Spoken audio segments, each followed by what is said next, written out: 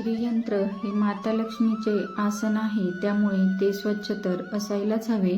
तर हे श्रीयंत्र साफ कसं करायचं हे मी तुम्हाला दाखवते। तर मी इथे एक ब्रश घेतलेला आहे व थोडीशी पितांबरी पावडर घेतलेली आहे। ब्रशला पितांबरी पावडर लावून मी इथे हे श्रीयंत्र स्वच्छ करून घेते। जेव्हा आपण कुंकुमार्चन करतो तेव्हा त्या श्रीयंत्रामध्ये कुंकू किंवा हळद जी अडकलेली असते ती या पद्धतीने निघून जाईल। बघा किती स्वच्छ आणि सुंदर निघाले हे श्रीयंत्र।